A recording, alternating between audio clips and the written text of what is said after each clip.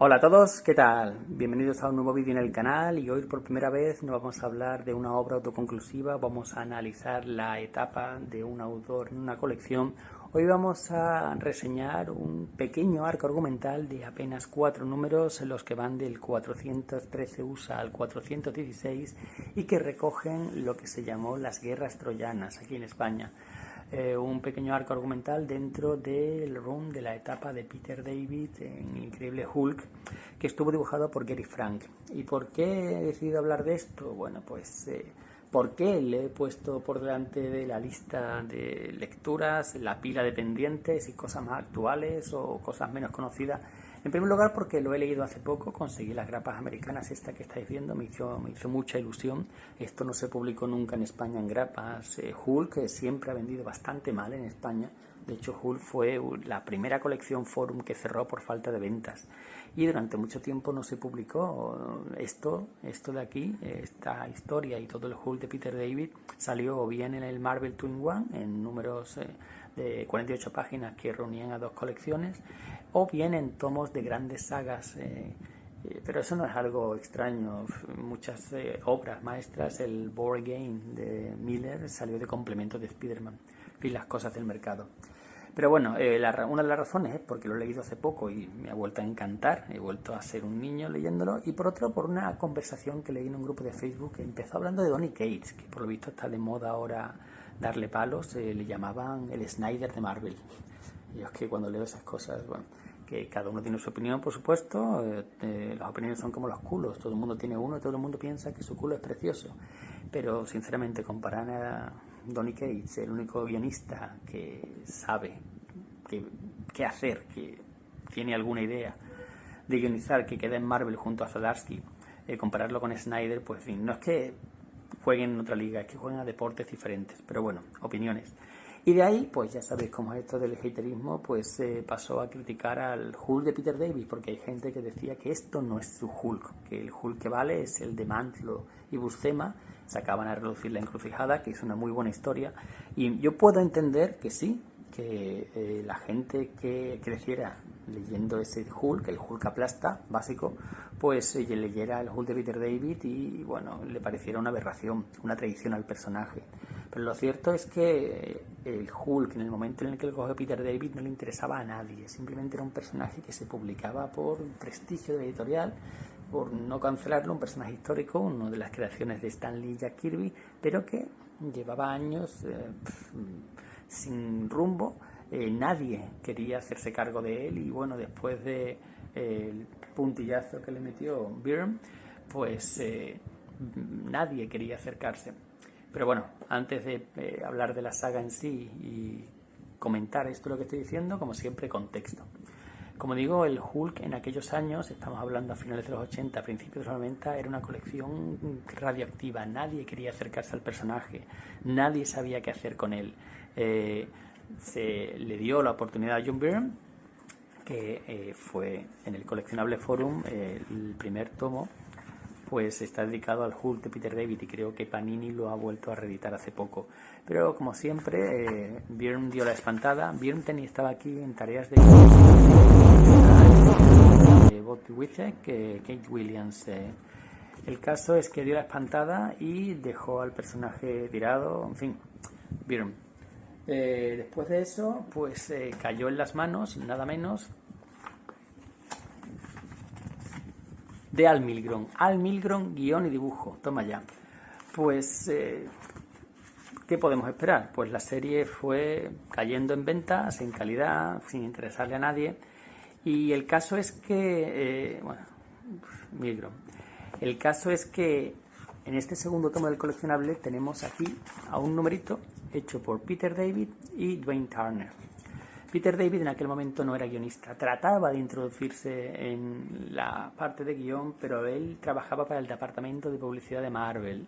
Estaba mal visto que los comerciales, los que trabajaban para ese departamento, y guionizaran, porque bueno, había problemas de competencia, podían favorecer sus propias series y tal, pero el caso es que no había nadie más para hacerse cargo, nadie quería a Hulk. Y después de una corta etapa de Milgrom, Peter David, por abandono porque nadie más quería hacer la serie, se hizo cargo. Y cayó con Todd McFarlane. Todd McFarlane, el famoso a posteriori dibujante de Spider-Man, aquí ya vemos que tiene un trazo muy diferente, pues empezó tímidamente su etapa con el Hulk gris. Recordemos que Hulk inicialmente era gris, pero por un problema de imprenta pues lo cambiaron a verde, y Peter David tuvo la ventaja de que nadie le interesaba la colección, nadie estaba encima suyo diciéndole lo que podía hacer, lo que no, y poco a poco, con la suerte de dibujantes que le tocaron, como Todd McFarlane, como Del New, o como se pronuncie, como Gary Frank, incluso Sam Keith y Travis Charest hicieron algún número único, pues el caso es que la serie fue creciendo en interés. Todos recordamos esta portada mítica y carísima hoy día de encontrar, y creando poco a poco un universo de secundarios, Rick Jones, el Hulk que va a Las Vegas, ese Hulk gris que trabaja como matón en Las Vegas, Mr. Fix-It, se arregló todo, y la serie fue ganando en calidad y fue ganando en interés. Eso hizo que el público empezara a prestarle más atención y a subir las ventas. Todd McFarlane se fue, y en ese momento llegó lo que quizá mejor podía venirle a la colección, un dibujante con el estilo que en ese momento estaba pegando. Estamos ya en los 90, y Peter David, más seguro en los guiones, ya más respaldado por el aumento de ventas, por las buenas críticas, empieza a introducir personajes secundarios, estos troyanos, troyanos. Primero introduce a personajes que no sabemos quiénes son, parece que persiguen a Hulk, y trae de vuelta al Hulk verde. Trae también de vuelta a Betty, Rick Jones sigue jugando con él, su novia, la exnovia de Mr. Fix-It, bueno, eso tendréis que leerlo.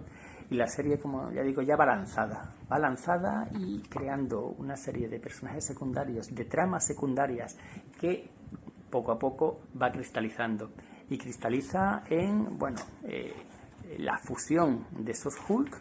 Todo esto es historia del personaje. Si alguien no lo sabe, pues no siga escuchando. Pero bueno, esto ya digo, son cómics que tienen 30 años y es la etapa quizá más famosa del mismo. Cuando por fin se vuelve aquí, esta portada también es mítica. Por fin se vuelve al Hulk verde, pero un Hulk muy diferente al que estábamos acostumbrados. No es el Hulk monosilábico, Hulk aplasta, es un Hulk con la inteligencia de Banner, el cuerpo, la fuerza física del Hulk verde y la malicia, la astucia del Hulk gris.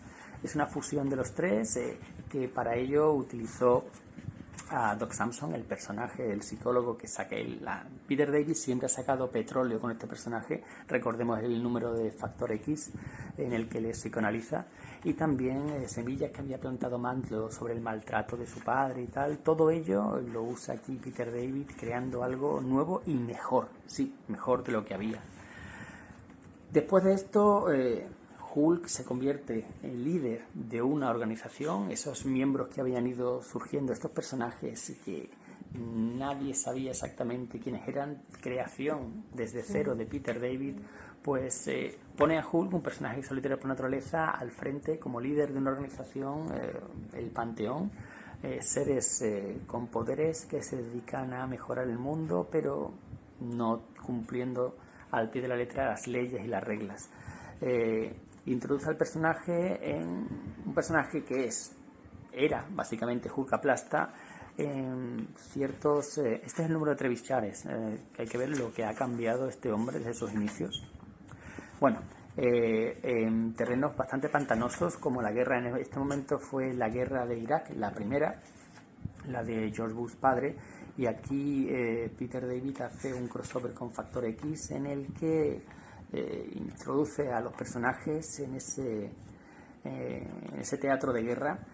Impagable también la imagen, a ver si la encuentro, la de razonemos juntos, con ese Hulk con armamento hasta arriba, y las zapatillas de conejo, de verdad, son páginas, viñetas, momentos que se te quedan grabadas. Qué grande. Todo esto dibujado por Del New, que ya estaba lanzado a ser una estrella y que poco después sería, bueno, abducido por Image Comics como la mayoría de dibujantes importantes de Marvel de la época. Paralelamente a estas historias, nos contó Futuro Imperfecto, esta saga con dibujo de George Pérez, que esto fue en 2 especiales aparte, en los que Hulk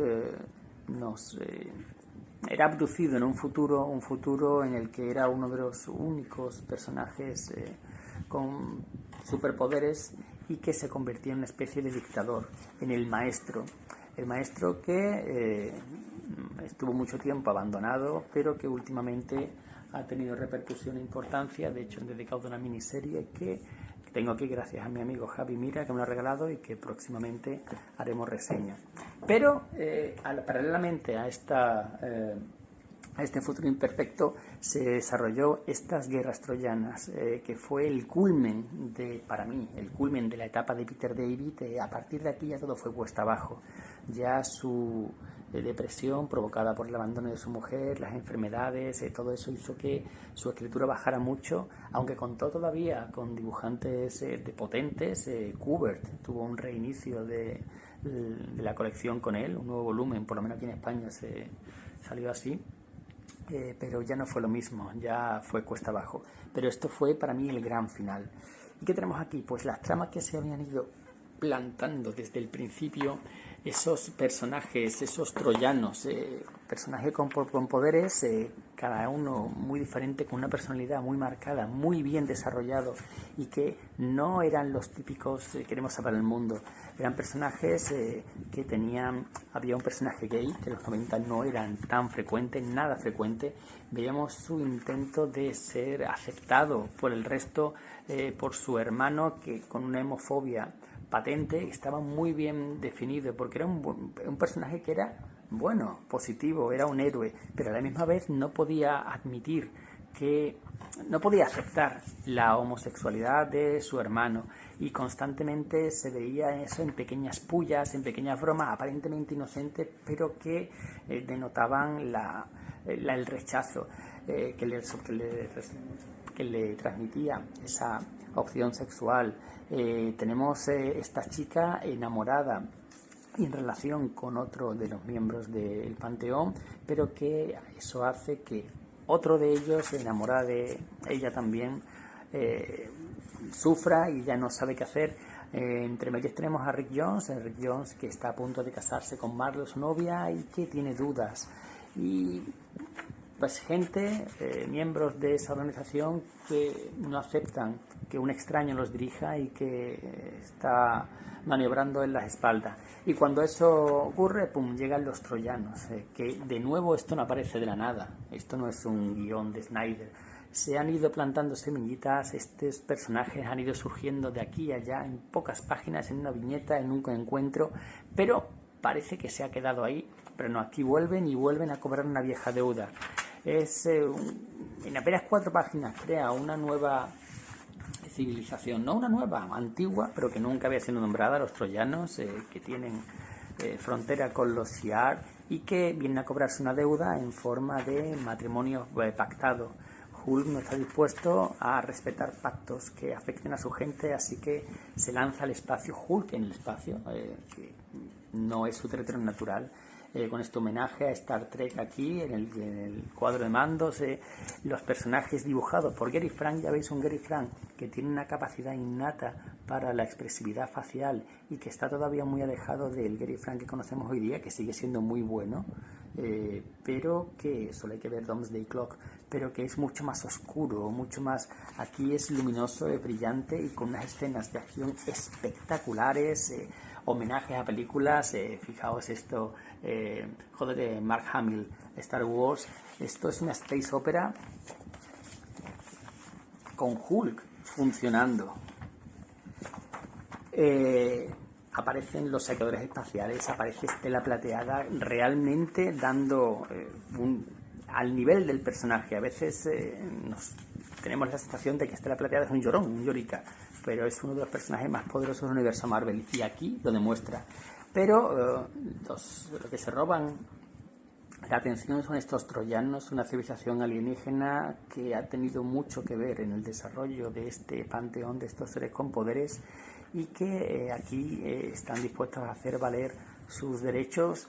Todo ello una historia de amor, una historia de Romeo y Julieta no correspondido y de verdad el dibujo, el tempo, la acción, los diálogos, lo que pasa, no vamos a hacer más spoilers, pero la resolución, los conflictos entre personajes, esta chica, esta Casey, que es una hippie antipacifista, pero que no duda en...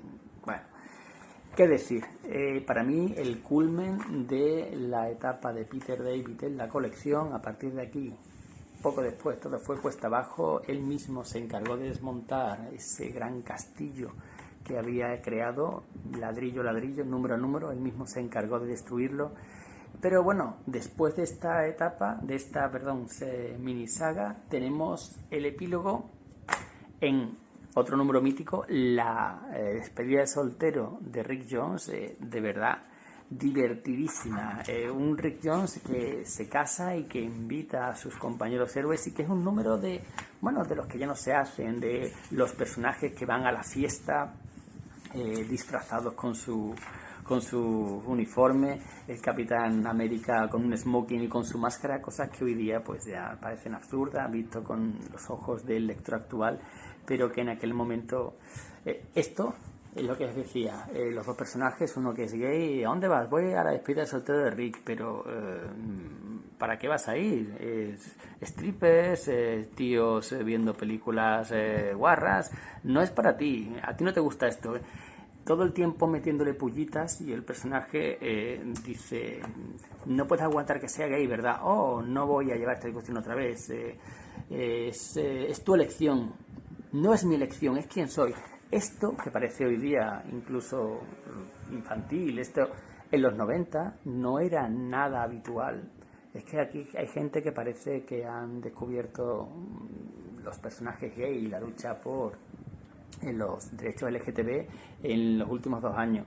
Y había autores como Peter David que hablaba abiertamente en una colección mainstream ya hacía 30 de esto.